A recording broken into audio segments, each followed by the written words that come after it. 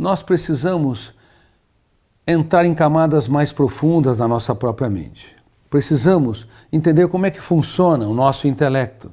E para isso, nós temos que abrir o leque da nossa psique para incorporarmos novas informações, para entendermos fenômenos que estão nos bastidores dos pensamentos e das emoções. Durante mais de 30 anos, eu tive o privilégio de produzir uma das poucas teorias da atualidade, chamada TIM, Teoria da Inteligência Multifocal, que estuda a natureza dos pensamentos, os processos construtivos, o processo de formação do eu, como autor da própria história, o processo de gestão da emoção, os papéis conscientes e inconscientes da memória e o processo de formação de pensador. Durante toda essa jornada, fiquei claro que, infelizmente, nós deixamos de estudar uma das mais importantes fronteiras da ciência, o próprio pensamento. O pensamento é a unidade básica que nos constitui como Homo sapiens. Brilhantes teóricos como Piaget, Vygotsky, Freud, Adler, Jung, Hegel, Kant, Sartre e tantos outros usaram o pensamento pronto para produzir as suas teorias sobre o processo da formação da personalidade, o processo de aprendizado, o bloqueio desse aprendizado, as relações sociopolíticas, a ética, a estética e assim por diante.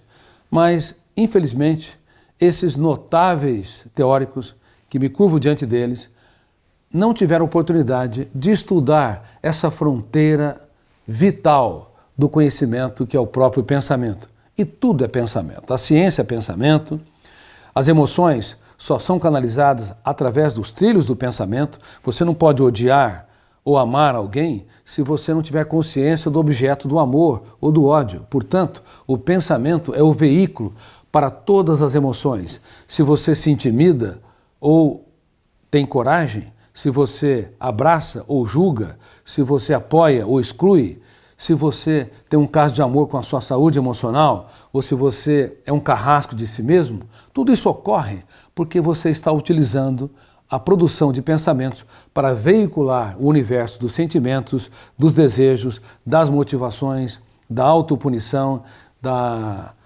capacidade de você, por outro lado, dar o melhor de si para ser uma pessoa feliz, relaxada e realizada. Portanto, o pensamento é o veículo de toda a personalidade, de toda a movimentação psicológica, é o veículo de toda a ciência, de toda a construção das relações interpessoais, das relações científicas, das relações sociopolíticas. Estudar o pensamento é estudar a natureza intrínseca que nos constitui como Homo sapiens. Ele é tão vital como estudar a célula. A célula é a unidade básica da biologia. Sem ter estudado a célula, nós não teríamos condições de desenvolver conhecimentos para produzir tecnologias para as vacinas, para a produção de antibióticos, para a produção em massa de alimentos e preservação desses alimentos. Por isso que até o século XIX, nós raramente passamos de 700 a 800 milhões de habitantes, porque as epidemias, as infecções e tantas outras agressividades, tantos outros fenômenos que atingiam a espécie humana faziam com que nós nos dizimássemos. Estudar a célula levou-nos de 700 a 800 milhões de habitantes a preservar a nossa saúde, a prevenir doenças e chegarmos a mais de 7 bilhões de seres humanos. Também estudar o átomo, que é a unidade básica da física e da química, levou-nos a produzir tecnologias para desenvolvimento da engenharia civil, a tecnologia da informação, a tecnologia da imagem e do som. Tudo isso foi possível porque nós entramos nas entranhas do átomo, da unidade básica da física e da química. Agora nós precisamos, para entender a gestão da emoção, entrar pelo menos um pouco nas entranhas do pensamento. O que é o pensamento como unidade básica das ciências humanas, da psicologia, da sociologia, da psicopedagogia, inclusive da psiquiatria e até da filosofia? O pensamento, ele é o elemento central que constitui, que tece a colcha de retalhos da nossa personalidade. É o elemento central que tece a própria consciência existencial, que eu sou um ser humano único no teatro da existência. Agora, o que é o pensamento? Quais são seus tipos? Qual a sua natureza? Como ele se constrói? Durante 30 anos, como lhes disse, tive o privilégio de estudar de maneira detalhada essa área e me coloco como eterno aprendiz, atônito, perplexo, de como cada um de nós, cada ser humano, mesmo aquelas pessoas que estão deprimidas, angustiadas, ou que sofrem um ataque de pânico, ou que sofrem de obesidade mórbida, ou que tem sobrepeso e uma autoestima esfacelada, não importa o nosso transtorno emocional, cada ser humano é único, é complexo e deve aprender a ser um garimpeiro de ouro para explorar o ouro, para explorar os diamantes, o tesouro que está escondido nos seus escombros. Vamos abordar sobre a natureza dos pensamentos. O pensamento consciente é real ou virtual? Quando um psiquiatra atende um paciente com um ataque de pânico, uma sensação súbita e iminente que vai morrer ou desmaiar, o psiquiatra incorpora a realidade intrínseca da dor do paciente? Ou ele interpreta os comportamentos do paciente? Quando o pai tem uma atitude intervindo num filho, seja elevando o tom de voz, ou tendo uma atitude branda, seja criticando excessivamente, ou apostando no filho, ou seja, dizendo que apesar dele ter decepcionado, ele crê no filho, que ele vai brilhar ao longo da história. Enfim, a intervenção do pai incorpora a realidade do objeto pensado ou o pai está interpretando os comportamentos? O pai ou a mãe consegue entender a angústia, o desespero, os conflitos do filho que nortearam a expressão do comportamento? Ou eles apenas veem as camadas mais exteriores da personalidade, a expressão da personalidade? Queridos amigos, o pensamento não incorpora nunca a realidade do objeto pensado. O pensamento é virtual. Toda vez que você debate ideias, toda vez que você discute, toda vez que você é ferido, ofendido, ou apoiado ou aplaudido, você está tendo contato com pensamentos cuja natureza é virtual. Toda vez que você pensa sobre o futuro é uma possibilidade. Você só é criativo porque na esfera da virtualidade você desenvolve personagens, ambientes e circunstâncias com uma fluidez incrível. Você é um diretor de cinema notável.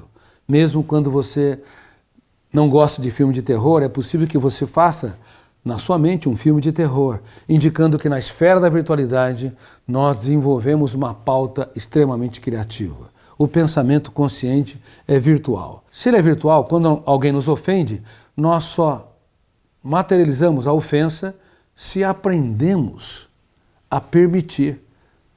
Se o pensamento é virtual, nós só materializamos a ofensa se nós permitimos.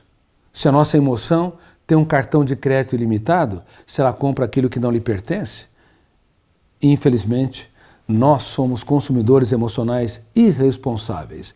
Ofensas, mágoas, rejeições, frustrações são virtuais. São códigos sonoros que chegam ao nosso sistema auditivo ou visual.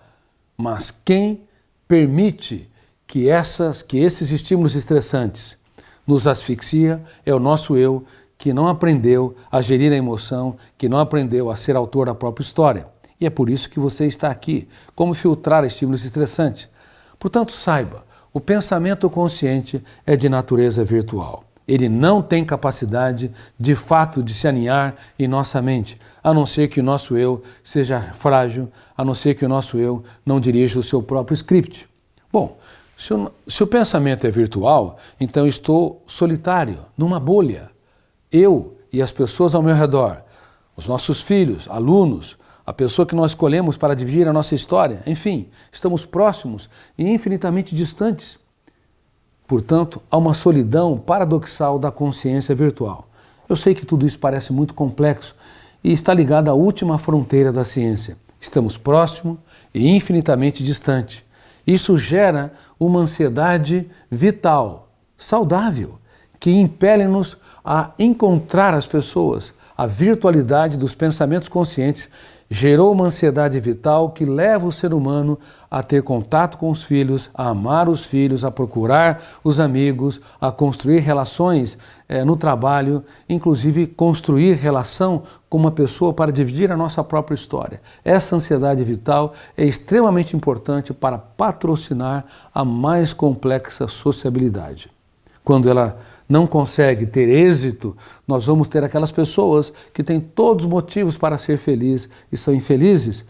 O mundo as aplaude, as pessoas as valorizam, mas elas são algozes de si mesmas. Elas não conseguem construir pontes solenes com os seus filhos, com seus alunos, com seus colegas, colaboradores, com seus amigos. Ela está só, não apenas só no meio da multidão, ela está só porque ela se auto-abandonou, só porque ela não consegue construir pontes consigo e com as pessoas ao seu redor. Bem-vindos a um programa de gestão da emoção que estimula o seu eu a sair das camadas superficiais do planeta mente para entrar em camadas mais profundas da sua própria psique, para que você desenvolva ferramentas para se tornar protagonista do roteiro da sua própria história.